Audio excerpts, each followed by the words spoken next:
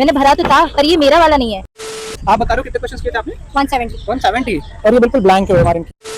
मैंने पेपर दिया ठीक है। एंड मैं एक्सपेक्ट कर रही थी 556 मार्क्स। ठीक है। एंड मैंने जब रिजल्ट देखा बहुत शॉकिंग था, सिर्फ 81 मार्क्स आ रहे हैं। ईमेल पे एक मेल आया हुआ होता है फ्रॉम एनटीए कि आपकी ओएमआर शीट चेक नहीं हो सकती, आपका रिजल्ट जनरेट नहीं हो सकता क्योंकि हमें आपकी ओएमआर शीट टॉर्न यानी डैमेज कंडीशन में मिली। तो अब ये सवाल कहाँ से एनटीए खड़ा कर रहा है कि हम कॉपी नहीं चेक करेंगे? और फिर चलिए कोई बात नहीं है, सब कुछ एक किनारे करिए, जब बबल दिख रहा है तो उसको मैनुअल चेक करें और हमारी बेटी को हमारी जगह दें। रिजल्ट का ये पूरा केस, ग्रेस मार्क्स के फैसले को हाईकोर्ट में चुनौती दी गई। दिल्ली हाईकोर्ट ने याचिका पर एनटीए से जवाब मांगा है। परीक्षा रिकॉर्ड सुरक्षित रखने का निर्देश दिया गया है। दिल्ली हाईकोर्ट में 12 जून को इस पूरे मामले पर अगली सुनवाई होगी। सुप्रीम कोर्ट भी ये पूरा मामला पहुंच गया है और इस सबके बीच सवाल ये कि क्या दोबारा से नीट की परीक्षा होगी। नमस्कार विद्यार्थी आणि पालक मित्रांनो, तो देखो आपका जो नीट यूजी 2024 का एग्जाम हो चुका है ना, तो अभी उसका रिजल्ट भी आ चुका है। तो इसके अंदर आपको बहुत बड़ा स्कैम नजर आ रहा था, तो उसके ऊपर जो है कुछ बच्चों ने आवाज उठाई थी, साथ ही साथ कुछ कोचिंग सेंटर है उन्होंने भी इसके खिलाफ जो है आवाज उठाई। बहुत ज्यादा लोग जो है यहाँ पर हाई कोर्ट के अंदर भी गए थे। और अगर आपने अभी देखा होगा तो जितने भी न्यूज चैनल है ना ऑल ओवर इंडिया के अंदर से या फिर जो पॉलिटिक्स है ना, उन्होंने भी इस जो फ्रॉड हो चुका है ना, स्कैम हो चुका है ना नीट यूजी 2024 के अंदर, तो इसके खिलाफ आवाज उठाई है। तो अब मुझे बहुत ज्यादा पर्सनल कॉल आ रहे हैं कि सर क्या री नीट होगा या फिर रिजल्ट जो है फिर से मिलेगा या फिर जो हाई कोर्ट की नेक्स्ट सुनवाई है कब हो जाएगी। तो इसके रिगार्डिंग आपका ये जो 3 डाउट आ रहा है ना, तो इसके रिगार्डिंग पूरा डिटेल में चर्चा करेंगे। तो आप पूरा वीडियो देखो, आपका हर एक डाउट यहाँ पर क्लियर हो जाएगा। साथ ही साथ अगर आप चैनल के ऊपर पहली बार आए तो चैनल को सब्सक्राइब करके हमारे साथ बने रहिएगा, ताकि इन फ्यूचर काउंसलिंग की प्रोसेस जो होता है ना आपका महाराष्ट्र स्टेट का, साथ ही साथ ऑल ओवर इंडिया के अंदर आप किसी भी स्टेट के अंदर एमबीबीएस से लेकर बीएससी नर्सिंग तक एडमिशन करना चाहते हो ना, तो पूरा का पूरा प्रोसेस हम विद डिटेल एक्सप्लेन करके फ्री ऑफ कॉस्ट में इसी चैनल के ऊपर आपके साथ जरूर शेयर करेंगे। देखो मुझे बहुत ज्यादा कॉल आ रहे हैं, लेकिन मैं आपको पर्सनली शेयर करना चाहूंगा कि कॉल की बजाय आप हमें व्हाट्सएप के ऊपर मैसेज भी कर सकते हो, वहां पर हम आपको रिप्लाई करने की पूरी कोशिश करेंगे।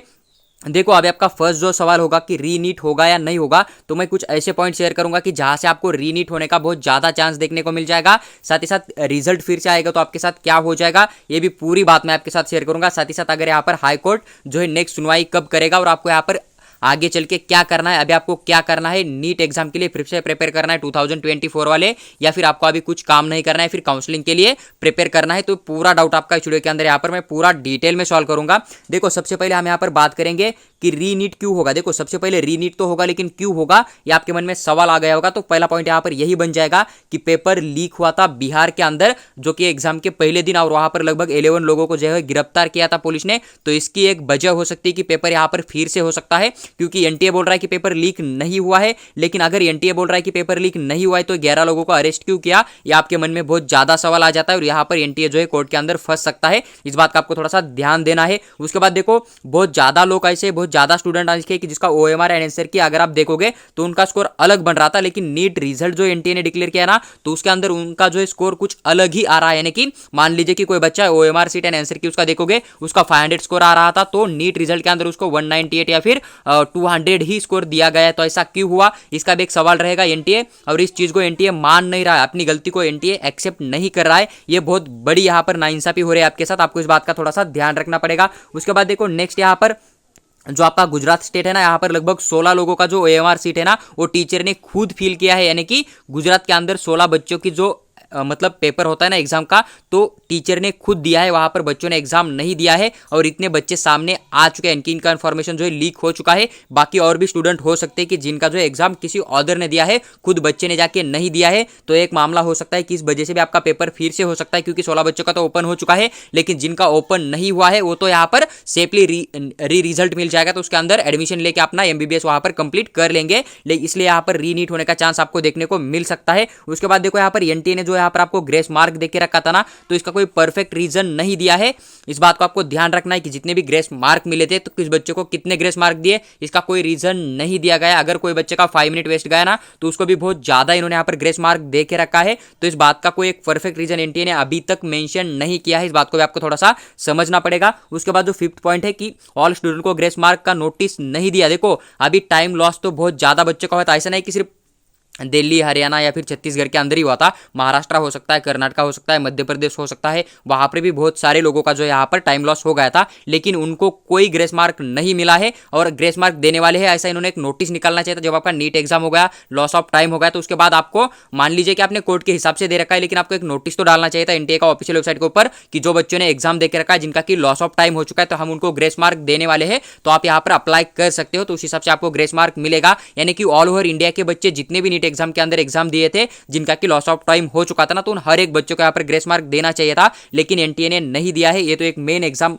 रीनीट कंडक्ट करने के लिए आपको यहाँ पर देखने को मिल सकता है। फिर आपका रिजल्ट फिर से आने का मेन कारण आपको यहाँ पर ये वाला बनता हुआ नजर आ जाएगा। उसके बाद देखो सम स्टूडेंट जो है ना को अलग ही ओएमआर एनटीए दिखा रहा है। मतलब देखो मान लीजिए कि कोई बच्चा अगर जा रहा है कि सर आपने हमें रिजल्ट के अंदर 198 दे रखा है या फिर 200 स्कोर दे के रखा है, तो हमें हमारा ओएमआर सीट लाइव में दिखा दीजिएगा। तो जब बच्चे वहां पर जा रहे हैं तो उनको ओएमआर जो है कुछ अलग ही नजर आ रहा है, मतलब खाली या फिर उतने जितना स्कोर दिया है ना उतना ही मार्क का ओएमआर वहां पर बच्चों के साथ शेयर किया जा रहा है। जैसे कि वीडियो के स्टार्ट में आपने सुना होगा अगर ध्यान से, तो वहां से भी आपको आइडिया लग जाएगा कि उस लड़की के साथ वही हो चुका है। वो बोल रही कि मैंने पूरा का पूरा ओएमआर फील किया था, लेकिन ये जो ओएमआर मैंने मुझे दिखा रहा है ना एनटीए, तो ये मेरा वाला है ही नहीं। तो उस तरह का स्कैम भी बहुत ज्यादा लोगों के साथ यहाँ पर आपको होता हुआ नजर आ रहा है। उसके बाद देखो यहाँ पर हाई कोर्ट जो है ना, इन्होंने एनटीए को पूरा डाटा मांगा है, यानी कि अपने कलकत्ता का हाई कोर्ट का नोटिस देखा होगा या फिर आपने दिल्ली का हाई कोर्ट का देखा होगा कि जो आपने ग्रेस मार्क दिया है, क्यों दिया है, किस बेसिस के ऊपर दिया है, रिजल्ट के अंदर कुछ प्रॉब्लम आ रहा है ना, तो क्यों आ रहा है, पूरा का पूरा डाटा या फिर जितने भी बच्चे उनका एप्लीकेशन नंबर, उनका ओरिजिनल ओएमआर जो है ना, पूरा का पूरा कोर्ट ने एनटीए को बोल दिया कि अपने पास उसको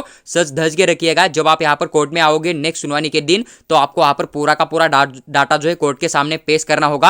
तो ये भी एक रीजन हो सकता है यहाँ पर अगर एनटीए थोड़ा बहुत भी हिचकिचा जाता है ना, तो फिर आपका रीनीट होना तय हो जाएगा। इस बात को आपको थोड़ा सा ध्यान रखना पड़ेगा। उसके बाद देखो यहाँ पर कलकत्ता का जो हाई कोर्ट है ना, इन्होंने यहाँ पर काउंसलिंग के ऊपर स्टे लगा के रखा है, यानी कि यहाँ पर इन्होंने साफ साफ बोल के रखा है कि जो अभी आपने रिजल्ट जारी किया ना, इसके ऊपर आप काउंसलिंग प्रोसेस किसी भी स्टेट का कंडक्ट नहीं करोगे। अगर आप काउंसलिंग प्रोसेस कंडक्ट करते भी हो, लेकिन अगर कोर्ट कुछ अलग डिसीजन दे देता है और फिर से रिजल्ट दिया जाता है, तो फिर जितने भी एमबीबीएस, बीएमएस, बीएचएमएस के जो भी एडमिशन करोगे आप इस रिजल्ट के ऊपर, तो पूरे के पूरे कैंसिल करके जो न्यू रिजल्ट आ जाएगा ना, तो उस हिसाब से ही आपका पूरा का पूरा एडमिशन फिर से एक बार फिल किया जाएगा। तो ये भी एक रीजन हो सकता है कि कोर्ट हमारी तरफ से थोड़ा बहुत ध्यान दे रहा है। इस बात को आपको ध्यान रखना है। उसके बाद देखो जो जितने भी पॉलिटिक्स लोग हैं ना, जैसे कि राहुल गांधी ने भी आज ट्वीट करके रखा है और ये बोल रखा है कि जितने भी युवा ने हमारे ऊपर भरोसा करके हमें वोटिंग किया, तो उन सबके खिलाफ हम जो भी संसद भवन होता है ना, वहां पर भी लड़ेंगे। तो ये भी एक चीज हो सकती है कि पॉलिटिक्स अगर यहाँ पर इन्वॉल्व करेगा तो रीनीट होने का चांस बहुत ज्यादा यहाँ पर बन जाएगा, क्योंकि आपको ऑफिशियली सपोर्ट मिल रहा है। इस बात को आप थोड़ा सा समझ लीजिएगा।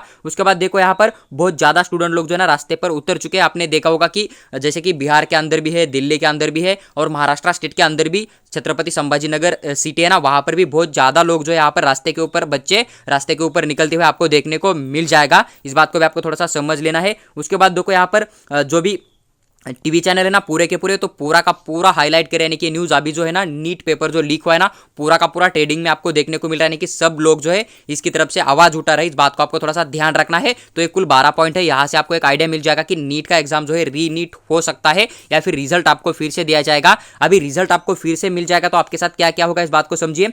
रिजल्ट अगर फिर से हो जाएगा ना, जो भी यहाँ पर जितने भी बच्चों ने गुजरात के अंदर से ओएमआर टीचर लोगों ने फील किया था, या फिर जहां पर भी मतलब जो बच्चा था एग्जाम देने वाला, उसके जगह पर अगर कोई अदर बच्चा जाके एग्जाम दे रहा है ना, तो फिर उनका जो है न्यू रिजल्ट के अंदर कोई भी नाम नहीं आ जाएगा, उनका न्यू रिजल्ट नहीं आ जाएगा। सेकंड आपको यहाँ पर ये देखने को मिल जाएगा कि जितने बच्चों के साथ मतलब जैसे कि किसी बच्चे का ओएमआर के अंदर 600 आ रहा था, लेकिन उसे जो यहाँ पर 198 आ रहा है या फिर थोड़ा सा लेस मार्क आ रहा है, तो उन बच्चों का यहाँ पर स्कोर इंक्रीज होता हुआ आपको नजर आ जाएगा। इस बात को आपको थोड़ा सा समझ लेना है। उसके बाद जितने बच्चों ने यहाँ पर जो बोनस मार्क वाला क्वेश्चन था ना वो सॉल्व नहीं किया था, तो उनको भी यहाँ पर बोनस मार्क जो है दिया जाएगा। इस बात को भी आपको थोड़ा सा ध्यान रखना है।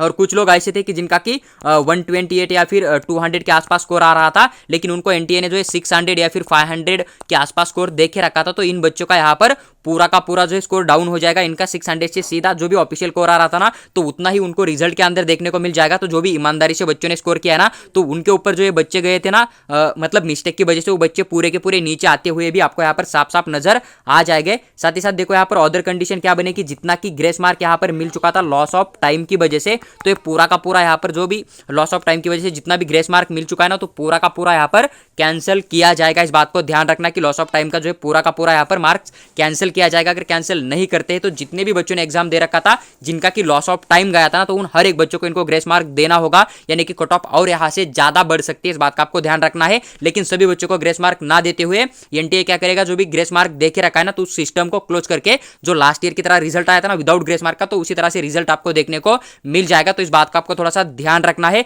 लेकिन अभी आपकी मांग क्या है, इस बात को आप यहाँ पर प्रूव कर सकते हो। तो आप हमें कमेंट करके भी बता सकते हो कि आपको रीनीट चाहिए या फिर आपको जो है रिजल्ट फिर से चाहिए। देखो अभी अगर यही सेम कंडीशन रहेगा, इसी नीट स्कोर के ऊपर अगर अलॉटमेंट हो जाता है तो आपका 1.5 मंथ के अंदर आपका काउंसलिंग प्रोसेस यहाँ पर स्टार्ट हो जाएगा। क्योंकि कोर्ट का डिसीजन आपको कब मिलेगा, 12 जून को, यानी कि 12 तारीख को आपको यहाँ पर कोर्ट का पूरा डिसीजन जो है नेक्स्ट सुनवानी आपको यहाँ पर देखने को मिल जाएगी 12 जून को। अगर आपने वीडियो देखा होगा तो आपको न्यूज चैनल वाले ने भी शेयर किया था कि 12 जून को जो है नेक्स्ट कोर्ट की सुनवानी आपको यहाँ पर दी जाएगी। तो 12 तारीख को आपको यहाँ पर कुछ और भी आइडेंटिफाई हो जाएगा कि नीट का एग्जाम जो है फिर से होने वाला है या रिजल्ट फिर से आने वाला है। तो पूरा का पूरा आपका हर एक डाउट यहाँ पर 12 तारीख को दिल्ली जब हाईकोर्ट डिक्लेयर करेगा ना, तब आपका यहाँ पर पूरा डाउट क्लियर हो जाएगा। अभी जो बच्चे को लगता है कि नहीं रीनीट हो जाएगा, तो उन बच्चों को क्या करना है, अभी जो आपकी नीट 2024 के लिए जो पढ़ाई हुई ना, तो उनका आप रिवीजन यहाँ से स्टार्ट कर सकते हो। बहुत मतलब अपनी जो पढ़ाई है ना उसे आप स्टार्ट कर सकते हो। क्योंकि आप ये मान के चलिए कि रीनीट होने का चांस आपका ज़्यादा है, रिजल्ट फिर से आने का चांस आपका थोड़ा सा कम है। लेकिन अगर गलती से रिजल्ट ही दे देते हैं ना, तो भी आपका कोई ज़्यादा लॉस नहीं हो जाएगा। इसलिए आप यहाँ पर अभी से पढ़ाई स्टार्ट कर सकते हो। रीनीट होगा एक कन्फर्म करके आप यहाँ से पढ़ाई स्टार्ट कर सकते हो। क्योंकि पॉलिटिक्स भी इनके अंदर जो है इन्वॉल्व हो चुका है, इस बात को आपको ध्यान रखना है। तो यहाँ से रीनीट होने का चांस थोड़ा सा बन जाएगा। और बहुत ज्यादा लोग जो है रास्ते पर उतर चुके हैं, तो ये भी रीजन बन सकता है कि रीनीट हो सकता है। इस बात का आपको ध्यान रखना है। और इतने ज्यादा मतलब कोर्ट के अंदर केस दाखिल हुए हैं इसके खिलाफ कि बहुत ज्यादा हर कोचिंग वाला, जो भी ऑफलाइन कोचिंग वाला होता है, जो भी ऑनलाइन कोचिंग होते हैं ना, उन्होंने तो किए ही किए हैं। साथ ही साथ जो बच्चे मतलब जो भी एक अपना केस डाल सकते हैं, जो भी इकोनॉमिकली ठीक ठाक है ना, तो उन्होंने भी यहाँ पर कोर्ट के अंदर जाके अपना जो है केस दाखिल किया हुआ आपको नजर आ जाएगा। तो ओवरऑल मैं आपके साथ यही शेयर करना चाहूंगा कि अगर आपने नीट 2024 का एग्जाम दे के रखा था, तो आप यहाँ पर अपनी एक बार फिर से रिवीजन स्टार्ट कर सकते हो। क्योंकि रीनीट होने का चांस यहां पर बन सकता है। अगर नहीं भी हुआ तो आपका कोई बहुत बड़ा लॉस नहीं हो जाएगा।